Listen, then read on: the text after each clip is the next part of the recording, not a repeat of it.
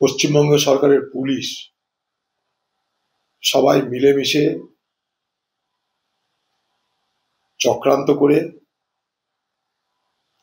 আর.জি. কর কাণ্ডের যে প্রকৃত অপরাধী তাদেরকে রক্ষা করার চেষ্টা করছে। তাই অপরাধীরা আজও অধরা। তার সঙ্গে সঙ্গে সিবিআই নামক আরেকটা অপদার্থের সংযোজন, ফলে আজকে অভয়ার মৃত্যুর 1 বছর হয়ে গেলেও তার অপরাধীদের আমরা খুঁজে পেলাম না। দিল্লিতে নির্ভয়া কাণ্ড ঘটেছিল। নির্ভয়া কাণ্ডের পর ধর্ষণকারীদের জন্য নতুন আইন হয়েছিল। নির্ভয়া কাণ্ডের অপরাধীদের ফাঁসিও হয়েছিল, সবাই জানে।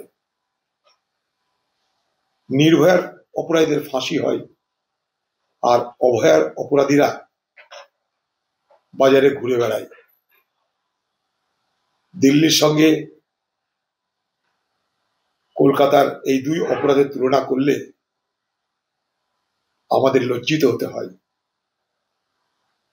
নির্ভয়ার অপরাধীরা সাজা পেয়েছে, অভয়ার অপরাধের জন্য আজও সাজার দাবি অব্যাহত।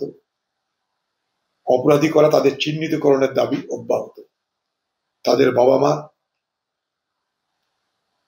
তার মেয়ের বিচারের জন্য হন্যে হয়ে সকলের দরজায় দরজায় ঘুরছে।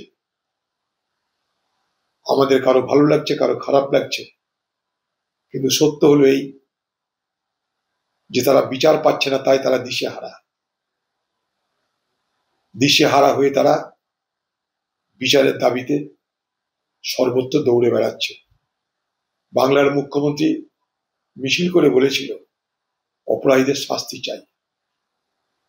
বাংলার মুখ্যমন্ত্রী এখন আরেকটা মিছিল বার করা উচিত, যে অপরাধীদের মুক্তি চাই। মুক্তি তিনি দিয়েই দিয়েছেন, তাও ঘটা করে যদি বলেন যে অপরাধীদের মুক্তি চাই, তাহলে তা আরো যুক্তিযুক্ত হবে। বাংলার মুখ্যমন্ত্রী এবং পুলিশ মিলে আর.জি. কর কাণ্ডের সেই ভয়ঙ্কর অপরাধীদের আজও নিরাপত্তা দিয়ে চলেছে। আমরা চাইব অভয়ার অপরাধীরা ধরা পড়ুক, শাস্তি পাক, উদাহরণস্বরূপ শাস্তি পাক।